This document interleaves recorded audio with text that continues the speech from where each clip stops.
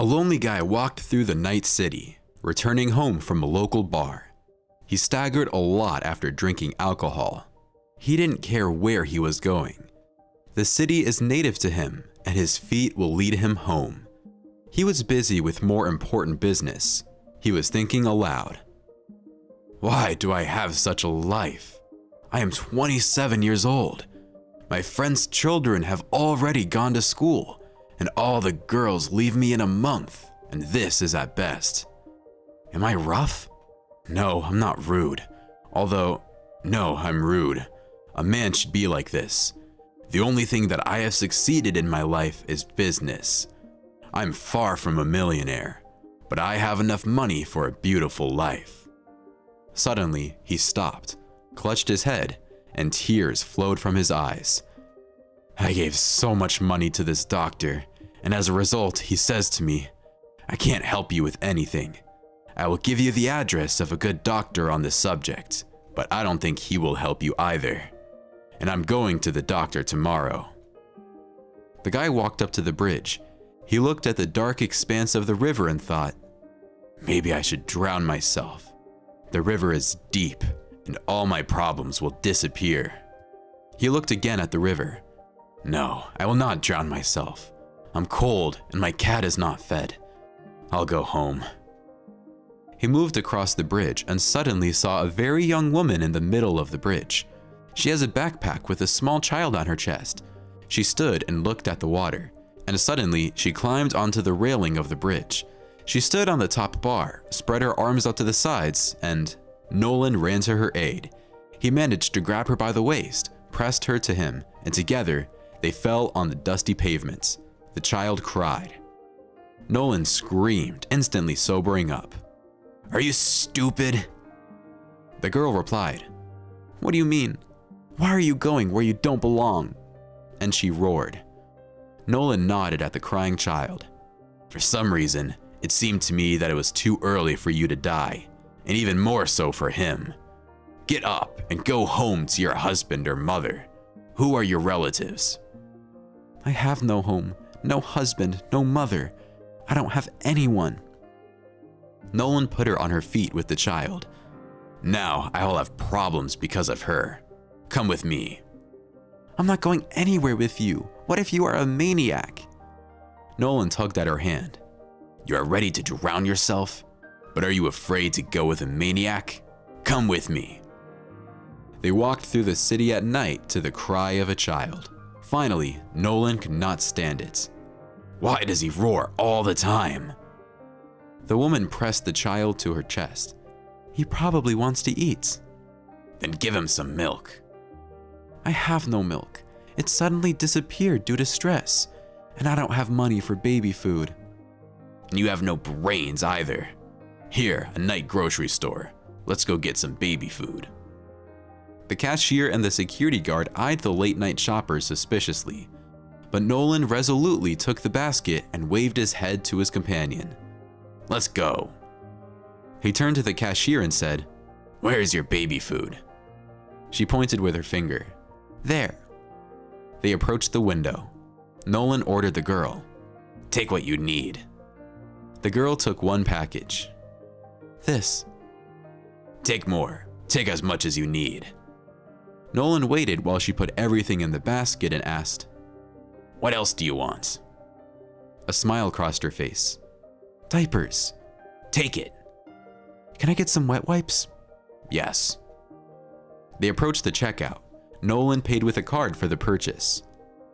They reached the house and entered the apartment. The woman looked back. She shook her head in surprise, and the owner took off his shoes and went to the refrigerator, from where he took out the fish and threw it to the cat that ran up. Then he took out the juice and began to drink greedily. After Nolan approached the guest and began to point his finger. You'll spend the night in this room. Kitchen, toilet, bath here. I went to bed. And he went to another room. He stopped and turned to the girl. What is your name? Catherine. And my name is Nolan. She went into the kitchen, turned on the gas stove, and put the kettle on to boil.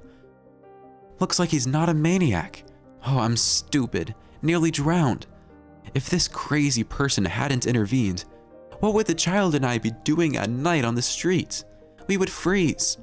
Tomorrow, he will kick us out anyway. Well, at least today, we will stay warm." The kettle boiled. She ran to the room he pointed to. The girl put the crying child on the bed and took out a bottle from the pocket of her backpack. She ran back to the kitchen, cleaned up the bottle, and prepared the infant formula. Baby drank it all greedily, and he began to fall asleep. Catherine wiped him down with a damp cloth and put a diaper on him. He fell asleep. She went to the toilet and washed herself, after which she went back to the kitchen. And suddenly, the girl remembered that she had not eaten for a long time. She opened the refrigerator, took a piece of smoked sausage, and put it in her mouth. While the girl was chewing it, she cut off a piece of bread, sausage, and cheese. When the hunger subsided, the girl realized that she had acted with Nolan not too decently. She waved her hand, lay down on the bed next to her son, and immediately fell asleep. Morning. At night, the girl got up a couple of times and fed her son. He is 8 months old and is constantly hungry. She heard the owner of the apartment getting up at night, and now he woke up and got up. She got up carefully so as not to wake her son. "We have to go. Good things can't last forever." She was doing something at the stove. She quickly washed up and went into the kitchen. He nodded to a chair. "Sit down. I'm going to cook fried eggs." She slightly pushed him away from the stove. "You'd better sit down." The girl took out eggs, fresh dill, milk, and cooked an omelet. She looked carefully at the glasses and washed them well. She made coffee. All this time he was on the phone, ordering something to someone, arguing with someone. It seemed to Catherine that the man didn't notice her at all. He ate, drank coffee, and got up from the table. The woman tensed and froze in anticipation. "Now he will kick us out." "Catherine, listen to me carefully. I'm going on a business trip for a week now. Most importantly, feed the cat. Don't feed him any commercial food. He eats fresh fish and fresh meats. Don't come into my office. Do whatever you want in the rest of the rooms." Suddenly, a cry came from the bedroom. Catherine jumped up from her chair and looked questioningly at the man. He nodded to the girl. "Go." 5 minutes later, she returned with a child in her arms. A stack of money lay on the table. He nodded towards the money. "Think you have enough money for a week." I went. He took a step towards the door, and suddenly, the baby stretched out his hands to him and said something similar to "Dad."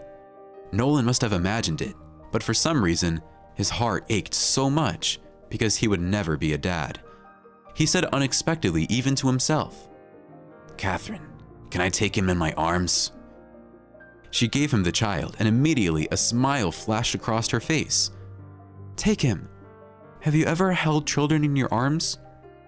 "No." "That's the way to hold him." The child made some sounds of joy and merrily waved his arms. And Nolan was fascinated by this miracle. His face became gloomy and he gave the child to the mother. "I will never have a son." And he left. A whole week has passed. Nolan was returning home, and this good doctor told him that he would never have children because he was barren. He was in a disgusting mood. "Why do I need so much money? A 4-room apartment and a big car. The man has to earn money for the family. My apartment is always dirty, and my car has 7 seats." He went into his apartment with a gloomy face. Perfect cleanliness all around. A guilty smile was on the woman's face. Children's hands flashed before his eyes.